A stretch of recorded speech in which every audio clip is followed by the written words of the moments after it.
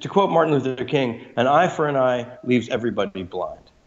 And, you know, I went on Twitter and I said, love your enemy. And I got attacked by people who were saying like, oh, you know, this is childish and this is ridiculous. I said, do you understand that I'm quoting Jesus Christ? That's who I'm quoting. God. And, you know, it's like, What are you going to do? Tell Jesus Christ to grow a pair? I'm sorry. That is not who we are as a nation. And when Donald Trump can't remember even the country that he was bombing, but he can recall perfectly the chocolate cake that he was eating when he did it. Man, that's just it's just so foul on so many levels. And I think we're finally getting to a point where only the most brain-dead people are realizing that Trump is not what he said he was, and that they were sold a false bill of goods. I mean, he's getting foreign policy advice from the president of China on subjects that he refused to take briefings on in the White House. I mean, this is a very, very dangerous situation. Extraordinarily dangerous, because there have always been generals in the military who've advocated using small nuclear weapons. And once we have now crossed the threshold of using the MOAB. And I am sure there are many generals out there who would love to cross the threshold of using small nuclear weapons in these conflicts. That would truly destabilize the entire planet. And we're not far from there. So there has to be a massive outcry against this type of behavior.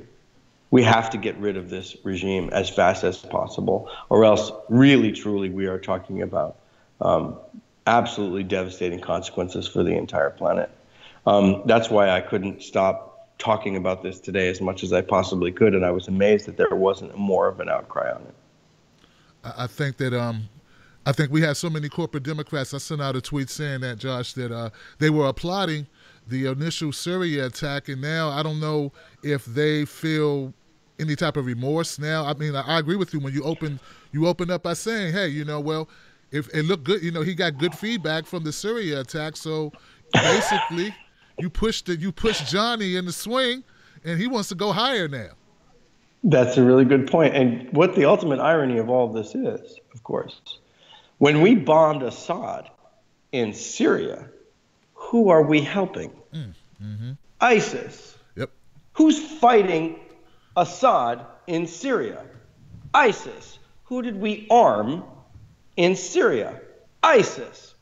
And now we say, oh my God, we had to do something about ISIS, so let's drop another bomb on them. It makes absolutely no sense. And there's no strategy to this at all. There's no logic to this. We are helping ISIS in Syria. We are helping ISIS recruit more ISIS by dropping bombs on ISIS in Afghanistan, especially bombs that have the kind of PR magnitude of this.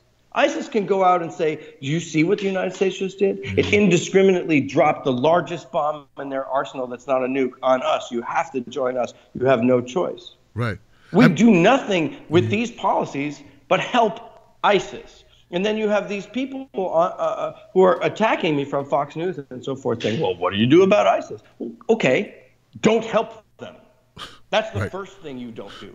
You don't help them by dropping bombs on them to help them recruit other people. You don't harm their operational capacity one iota by doing something like this. You only increase it.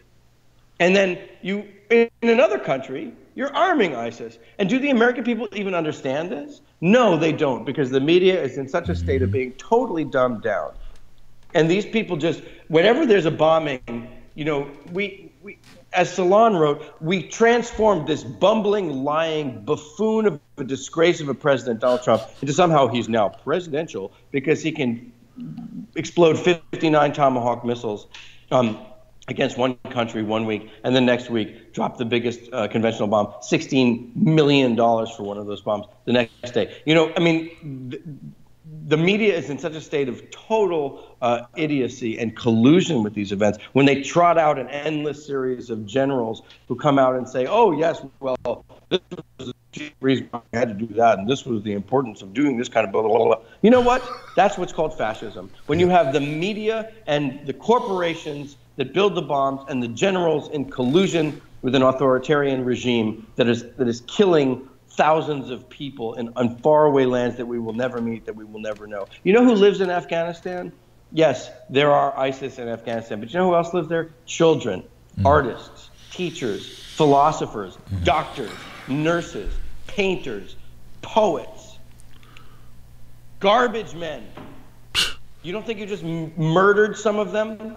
You don't think you just killed those people? And for what? So that we could increase the war machine, so that we can increase the people who are our enemies hating us, so that they can do more truck bombings and more attacks on our infrastructure and more violence and mayhem.